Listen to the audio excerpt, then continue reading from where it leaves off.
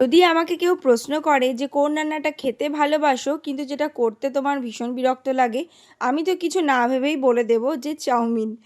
এই রান্নাটা করতে গেলে কেন জানি না আমার তো ভীষণই মনে হয় উফ, কেন করতে হচ্ছে, কারণ এটা আমার মায়ের হাতেই বেশি ভালোবাসি খেতে।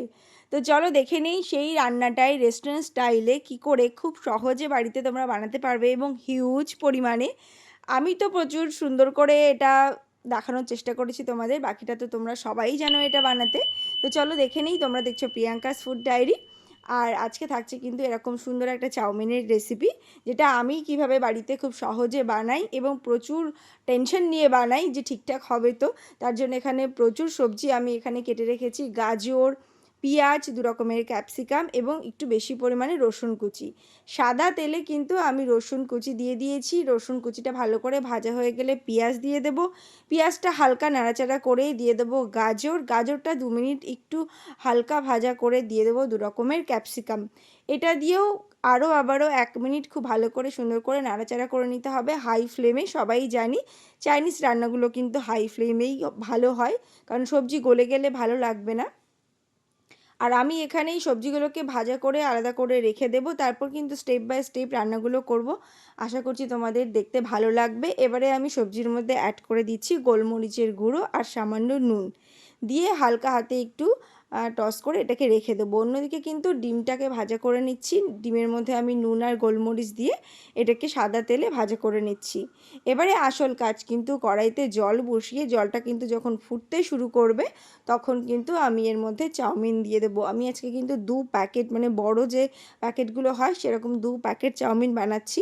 তো ওই জন্য একটু হেডেকের মধ্যেই ছিলাম। তো এভাবে কিন্তু খুব সহজে তোমরাও বাড়িতে বানিয়ে নিতে পারবে অনেক পরিমাণে বাড়িতে গেস্ট আসলে। তো এবারে আমি এর মধ্যে একটু অ্যাড করে দেবো সাদা তেল এবং একটু ভিনিগার, যাতে সমস্ত চাউমিনগুলো একদম ঝুরঝুরে হয়। এবারে আমি এটাকে ঠান্ডা জলে ধুয়ে ভালো করে জলটা ঝরিয়ে নেব, আর হাত দিয়ে খুব সুন্দর করে এটাকে ঝুরঝুরে করে নিতে হবে, তাহলে কিন্তু এটা অনেকক্ষণ পর্যন্ত ঠিকঠাক থাকবে, কোনো রকম লেগে যাবে না।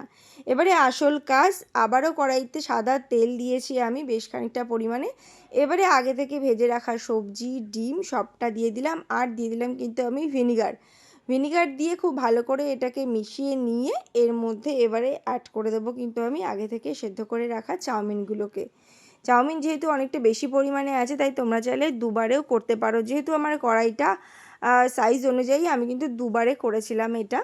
তো এবারে খুব সুন্দর করে দুটো খুন্তি ব্যবহার করে এটা নাড়তে আমার তো খুব সুবিধা হয়।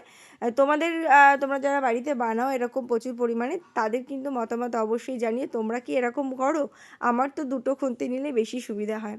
তো এইভাবে সুন্দর করে হালকা ভাজা করে নেব। তারপর কিন্তু আমি এর মধ্যে অ্যাড করে দেব টমেটো কেচাপ, আর দেব একটু সয়া সস, আর দিয়ে দেবো কিন্তু আমি এর মধ্যে গোলমরিচের গুঁড়ো। গোলমরিচের গুঁড়োটা অবশ্যই দেবে, তাহলে একটা খুব সুন্দর দোকানের মতন লাগবে। আর আজিনামোটো তো বাড়িতে ব্যবহার করি না, চাইলে কেউ দিতেই পারে, তবে না দেওয়াই ভালো বাড়িতে খাওয়ার জন্য। তো এবারে সবটা খুব সুন্দর করে ভালো করে ভাজা করে নিতে হবে।